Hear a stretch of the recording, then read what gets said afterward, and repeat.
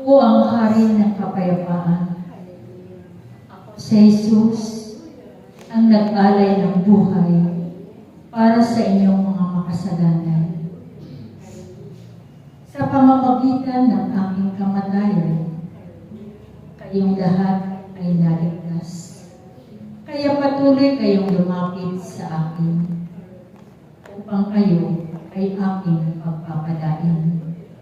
Patuloy ko kayong iingatan sa inyong mga buhay, sapagkat ang nais ko sa inyong lahat ay magpatuloy kayong naglilingkod hanggang wakas ng inyong mga buhay. Mapalad kayong lahat, sapagkat kayo'y pinili at hiniram sa kawan na ito. Kaya aking mga anak, kung kayo man ay nakakaranas ng kahirapan sa inyong mga buhay, patuloy kayong lumapit sa akin at kayo ay aking pagpapalain. Kaya tandaan ninyong lahat, sa lahat ng dako na paroroonan ninyo sa pagpapahirap ng aking salita, ako'y kasama ninyo sa lahat ng oras.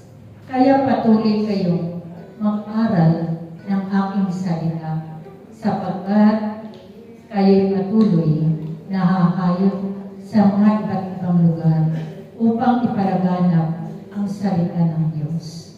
Sapagkat maraming mga tao na nauuhaw sa salita ng Diyos. Kaya sa pamamagitan ninyong lahat na tinawag at hinirang sa kawan na ito, kayong lahat ay binibiyayaan ng karunungan upang magpalaganap ng aking salita. Ipakilala ninyo ang pangalan ng Diyos. Ipakilala ninyo ang kabutihan ng Diyos. Kaya mapalad kayong lahat, sapagkat kayo'y pinili ng aking Ama upang pumayo at ipalaganap ang salita ng Diyos. Kaya nawa aking mga anak na narito, magpatuloy lang kayong maglingkod hanggang wakas ng inyong mga buhay at huwag kayong tatalikod sa Diyos. Patuloy na ang inyong mga kamay ay patuloy na magpuri sa Diyos. Patuloy ninyong sambahin ang Diyos upang makamit ninyo ang kaligtasan at buhay na walang hanggan. Kaya ang nananatiling umiibig sa akin ay makakamit niya ang buhay na walang hanggan. Salamat sa inyong lahat na narito.